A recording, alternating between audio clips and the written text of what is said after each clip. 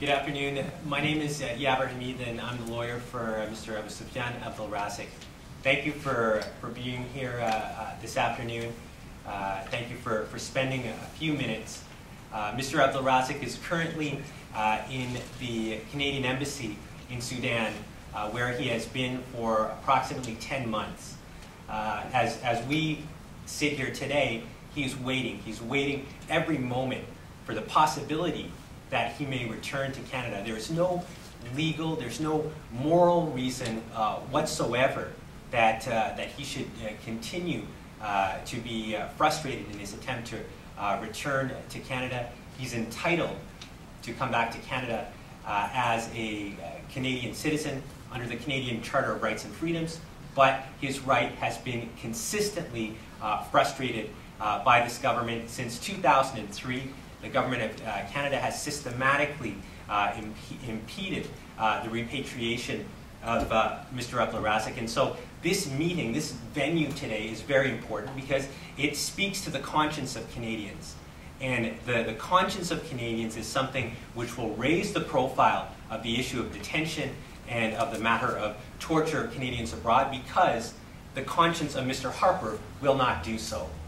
What I can tell you is that Mr. Harper last week, through Mr. Cannon, the foreign minister, was made aware that Mr. Abdelrazik suffered the symptoms of a stroke while in the Canadian Embassy. Despite getting this knowledge, being apprised of this knowledge, and being requested specifically by myself as a solicitor for an immediate evacuation, which again is his right, legally speaking, Mr. Harper did nothing. Mr. Abdelrazik remains in the Canadian Embassy. He was and is still in need of a CT scan to look at the possible effects of such a stroke. And yet there is nothing.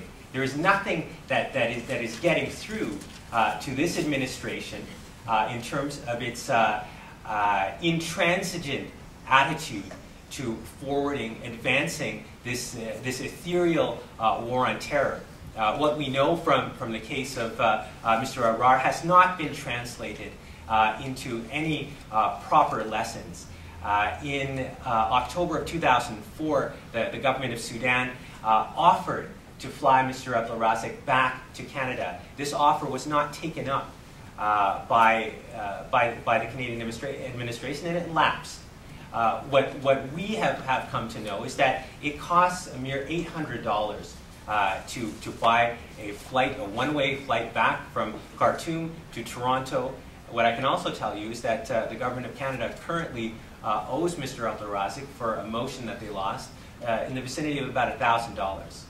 I would say that they could call it quits and immediately repatriate him for the sum of money that he's already owed. And yet, there's constantly these impediments, these hurdles that are placed in the way of repatriation of Mr. Abdelrazik. Under international law, it is clear, it is immutably clear that there exists a right under UN Resolution 1390, specifically, for Mr. Abdelrazik to be repatriated by his country of nationality, which is Canada. He is a dual national in Sudan, but the fact that he is a dual national does not and should not make him a second-class citizen. He is a citizen. He is entitled to rights and enjoy his rights under Section 6 of the Canadian Charter of Rights and Freedom like anyone else. The thing that distinguishes the case of Mr. Abdelrazik from another case, which we're undoubtedly familiar with, the case of Ms. Brenda Martin, who last year, May, was repatriated for approximately $83,000, is that there are suspicions. There are suspicions against my client that he is somehow connected to a link or a web of terrorism. There's no charge. There's no indictment against Mr. Abdelrazik, and yet he finds himself impeded from returning to Canada, where he can rejoin his family, where he can seek proper medical attention. Monsieur Abdelrazik, à l'heure actuelle, il présente avec des symptômes d'un profil de diabète il a des problèmes cardiaques, il y a des problèmes de dépression. Et dans ce sens-là, il a besoin d'un soutien médical immédiat. And so our message for Mr. Harper is to abide by international law, to abide by Canadian law, and to abide by the conscience of Canadians.